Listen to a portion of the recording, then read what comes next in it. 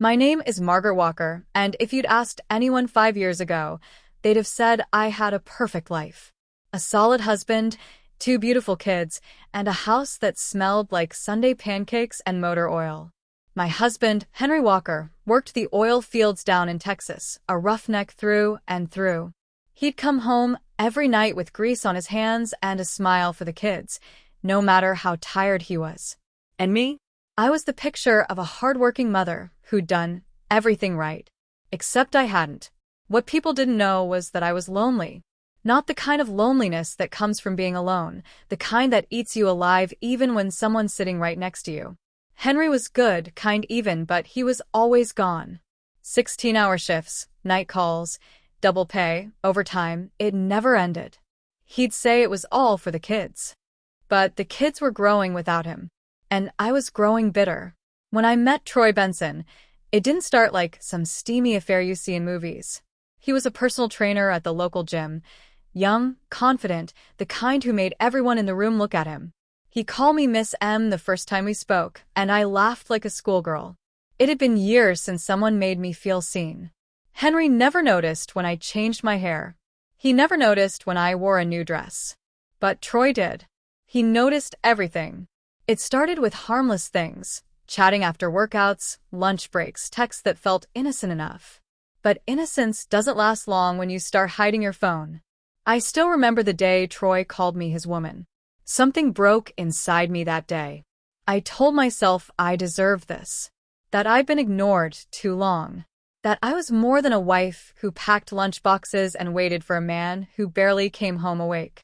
It was wrong. I knew it. But I let it happen. The first night I stayed out late, I told Henry the first was meeting a friend from work.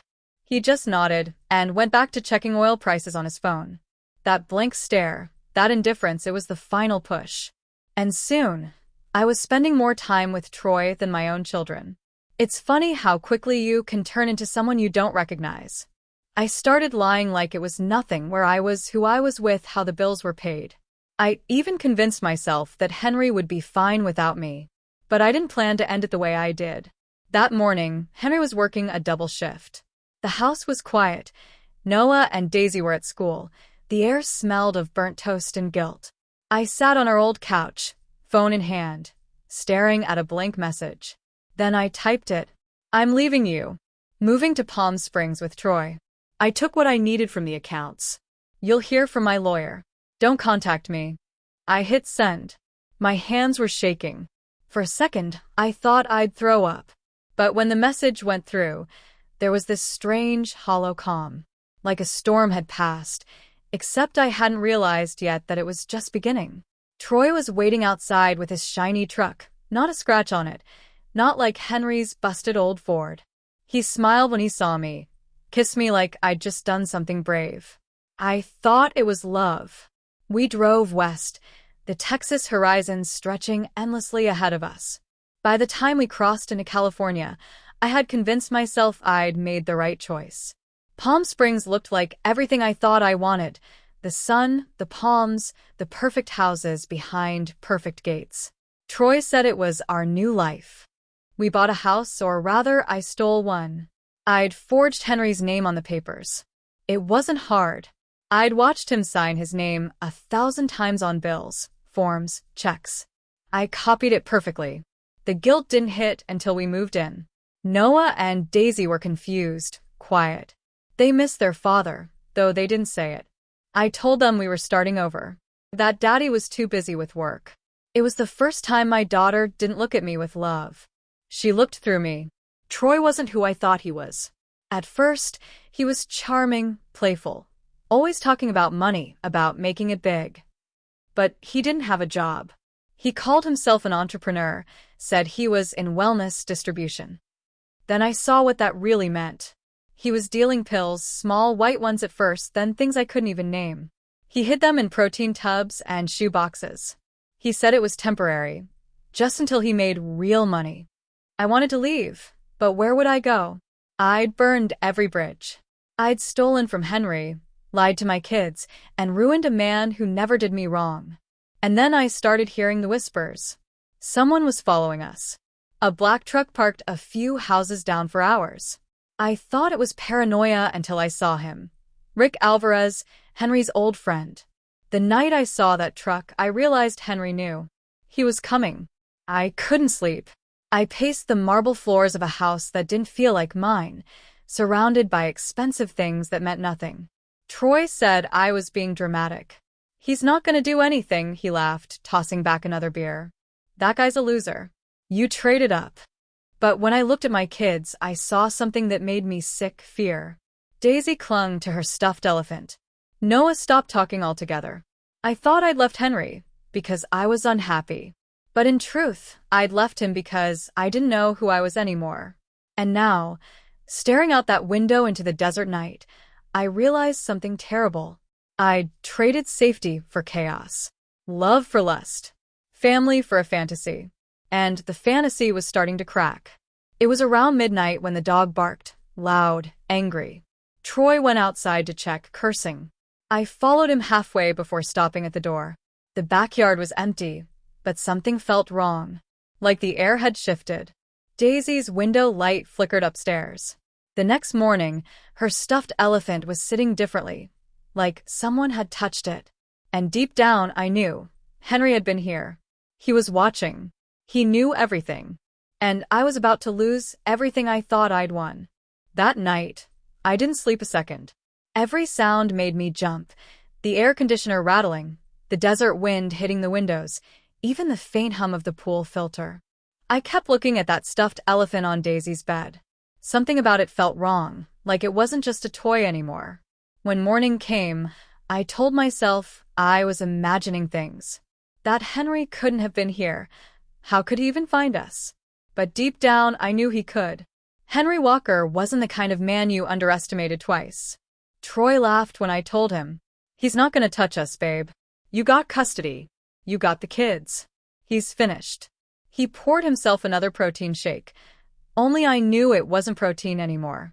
The sweet smell of crushed pills filled the air, sharp and chemical. Custody, I muttered, staring at him. That's what you think this is about? Troy smirked. What else could it be? You left the guy. He's mad, sure. But you're with me now. We're golden. Golden. That's what he always said. Everything was golden. Until it wasn't. Over the next few days, I started noticing things.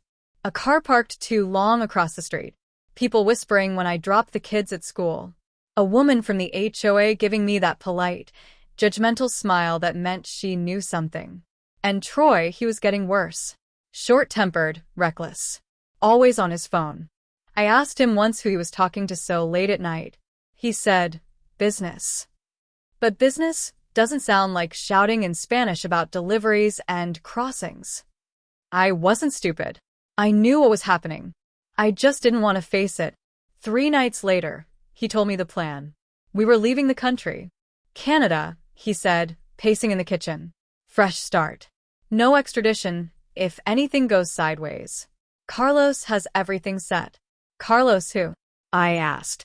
He didn't answer. Just looked at me with that cold, glassy stare he got when I asked too many questions. We'll take the kids.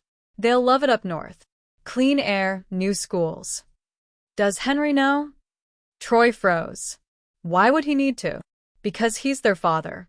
But I didn't say that out loud. He kept talking, laying out the plan, the route, the timing, the fake papers. And then, casually, like it was nothing, he said something that made my stomach twist. We'll hide the product in their bags.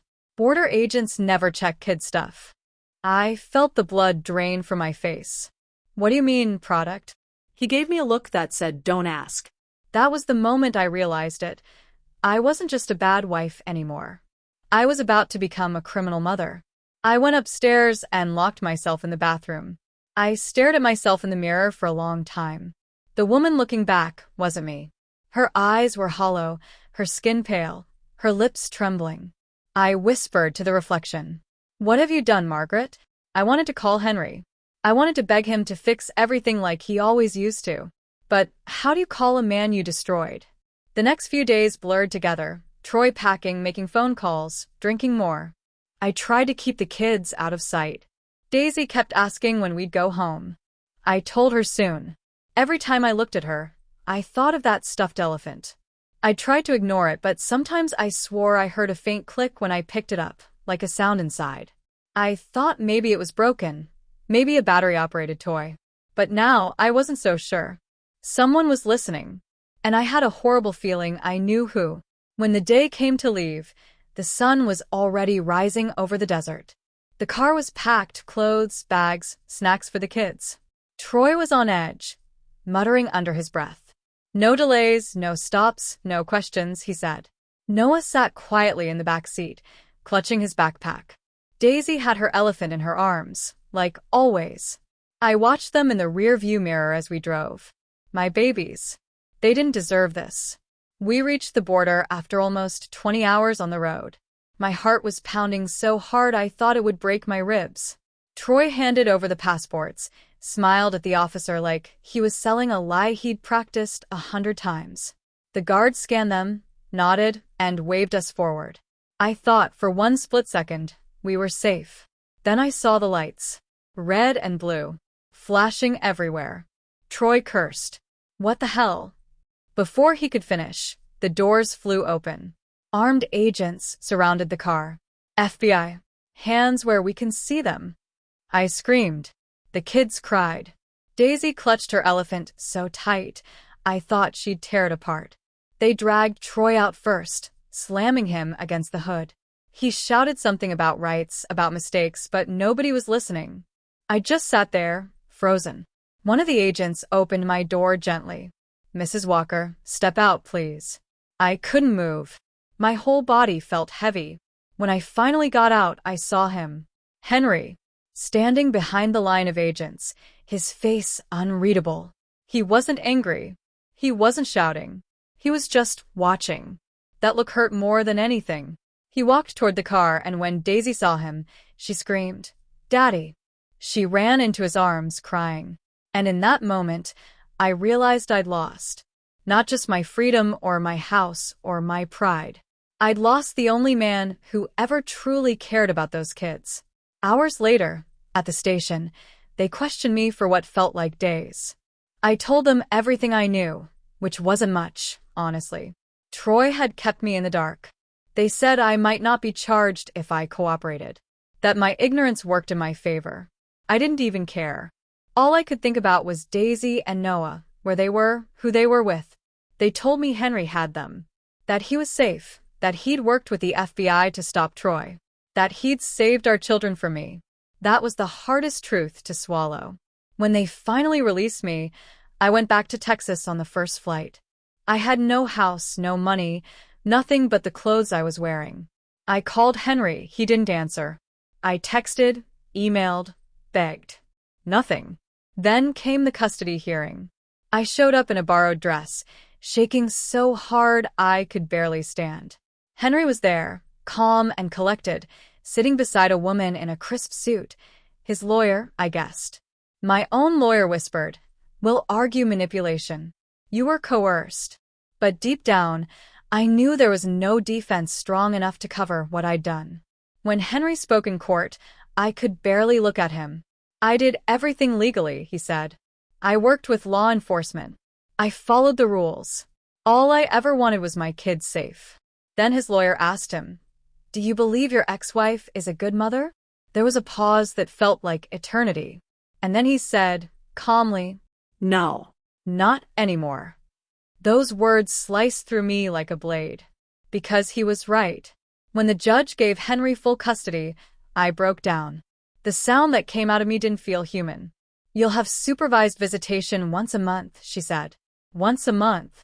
From full-time mother to visitor in one breath. Henry walked past me after the hearing. I tried to speak. "Henry, please," but he didn't stop. "You sold them out for a BMW and a pool," he said without turning around. It was cruel, because it was true. I traded my soul for a fantasy, and I got burned. The days after the hearing were a blur. Reporters, photographers, people whispering my name. And then one morning I woke up to a headline. Local mother involved in border drug bust. Husband wins custody. My face was everywhere. Online, in papers, on forums. People called me names I didn't even know existed. My so-called friends posted about betrayal and karma. Within a week, I lost my job. Within 2, my landlord told me to move out. By the end of the month, I was living in my car. Every night, I stared at the roof of that old Honda and thought about the man I'd called boring. The man who came home tired but always smiled. The man who once fixed my car in the rain because he didn't want me to be late for work. I'd called him my backup plan, but he'd been my only plan all along. Now, months later, I see him sometimes from a distance, picking up the kids at church or at the grocery store. They look happy, whole, and I just stand there, hoping they don't see me, because I don't deserve to be seen anymore.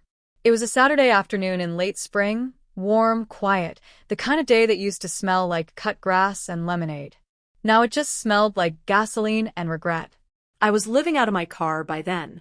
A silver Honda with a cracked windshield, the same one I'd once called temporary. I'd parked behind an old church on the edge of town. It was safe there, no questions, no stares. That morning, I'd showered at a gas station, combed my hair with my fingers, and put on a wrinkled blouse that still smelled faintly of someone else's laundry detergent. I didn't know what possessed me to drive to Henry's neighborhood that day. Maybe it was the sound of children playing somewhere nearby. Maybe I just wanted to see my kids' faces, even from a distance. I parked 2 houses down. The Walker's house, my old house, looked the same. White porch, wind chimes by the door, potted flowers blooming like nothing bad had ever happened there. Through the window, I could see movement. Noah, now taller, standing beside Henry in the garage. They were working on a truck, talking and laughing. That laugh. I hadn't heard it in years. For a second, I just sat there, gripping the steering wheel so tight my knuckles turned white. Every instinct screamed for me to leave. But guilt is a stubborn thing. It doesn't fade. It festers. So I got out. I walked up the driveway, each step heavier than the last. The sound of tools clinking and soft country music playing on a small radio filled the air. Henry turned first. His face froze, wrench in hand. "Margaret," he said flatly. "Henry," I whispered. My voice cracked like old glass. He didn't move closer. He didn't smile. I started then stopped. I didn't know what I was doing there. "I needed to talk to you. Please." He sighed, glanced at Noah. "Go inside, son." Noah hesitated. He looked between us, between his broken mother and the man who'd held everything together. Then he nodded and disappeared through the door. Henry wiped his hands on a rag and leaned against the workbench. "Say what you need to say." I swallowed hard. "I'm sorry." He didn't flinch. Didn't even blink. "I lost my job," I went on. "Nobody will hire me. People recognize me. They whisper. I don't know what to do anymore." "That's unfortunate," he said simply. "Please," I begged. "Henry, I know what I did was unforgivable. But I'm living in my car. I haven't eaten properly in days. I need help." He looked at me then. Really looked at me. His eyes weren't cruel. They were tired. Worn out from too many storms, too many second chances given to the wrong person. "Help," he said quietly. "You stole everything from me, Margaret. You put our kids in danger. You let another man use them to smuggle pills. And now you want me to fix it for you?" Tears blurred my vision. "I made mistakes." "No," he cut in sharply. "You made choices. You chose him. You chose that life. You chose to send me a text message after 14 years of marriage. 14 years, Margaret." He dropped the rag. It hit the floor with a dull sound. "You told me I was your backup plan," he said bitterly. "That you deserved better. You didn't deserve better, Margaret. You deserved honest. You deserved love. And you had it. You just didn't recognize it." I couldn't breathe. The truth was like fire in my chest. He turned toward the house. "You're their mother," he said. "You'll always be their mother. But you're not family anymore." "Henry, please." He didn't turn back. "You wanted freedom. You got it.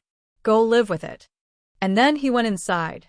The door closed softly behind him, and I stood there staring at the chipped paint on the steps, the same steps where I used to sit with Daisy, blowing bubbles on summer evenings. Now, I was just a ghost in my own story. I don't remember how long I stood there before I walked back to the car. My body felt hollow, my soul heavier than it had ever been. When I sat down behind the wheel, my hands wouldn't stop shaking.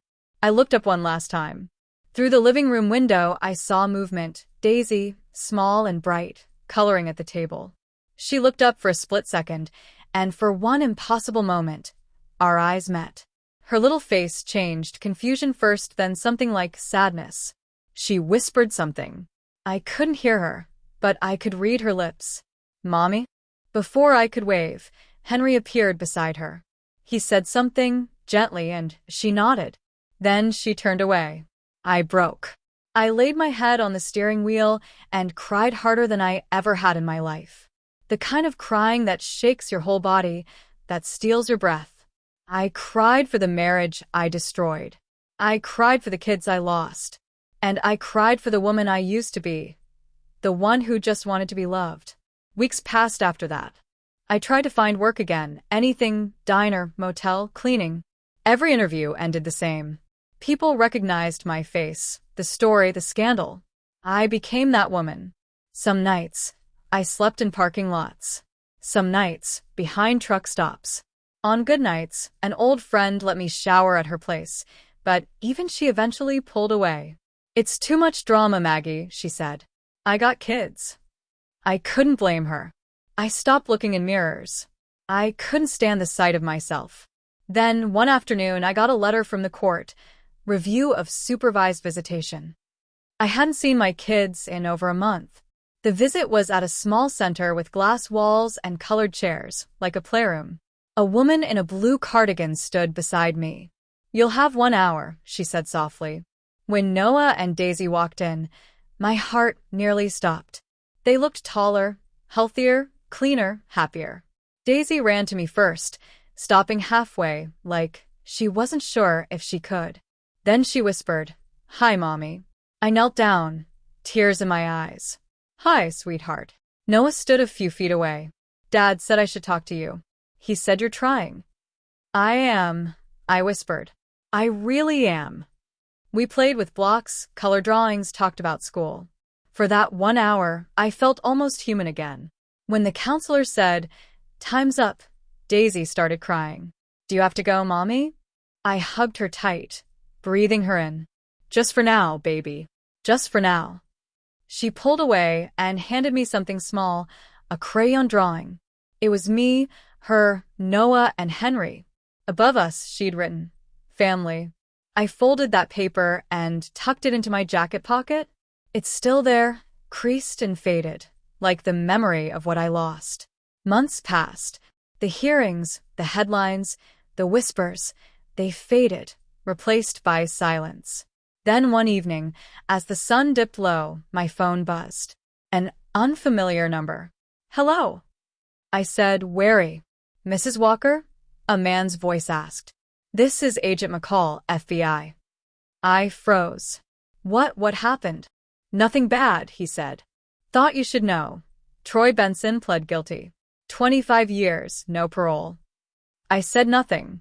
"He's in protective custody now," McCall continued. "The cartel went after him inside. He's alive, but he won't ever be free." I felt nothing but emptiness. "Good," I said softly. "There's one more thing," he added. "We traced the money you withdrew from your joint accounts. Not all of it was spent. There's about $8,000 frozen in an account in California. It's yours if you want it." I laughed quietly, bitterly. "I don't deserve it. It's still your legal property." "Then give it to Henry," I said. "Or better yet, put it away for the kids. Maybe someday they'll need it for college. Or therapy." McCall was silent for a moment. Then he said, "You're doing the right thing." I hung up, and for the first time in months, I smiled. A tired, broken smile, but a real one. Now I live small. I found a part-time job cleaning at a diner on the edge of town. It's not glamorous, but it's honest. I rent a small room above a thrift store. The mattress sinks in the middle, the window leaks when it rains, but it's mine. Every month, I visit my kids for an hour. Sometimes they smile more, sometimes less. But they come. That's enough for me. Henry never speaks to me directly anymore, just polite nods. But that's okay. He doesn't owe me words. He already gave me everything. Forgiveness in the form of distance. Sometimes at night, I drive out to the desert. I park near the edge of the ridge, where the stars look like they could swallow the world. I think about the woman I used to be, the one who thought love was a cage and freedom was everything. Now I know the truth. Freedom without love is just emptiness. And love without loyalty is nothing. I whisper to the stars, to the quiet desert wind, to whoever still listens. I was his backup plan, but he was my only home. Then I close my eyes, breathe in the cold air, and for the first time in a long time, I let the silence forgive me.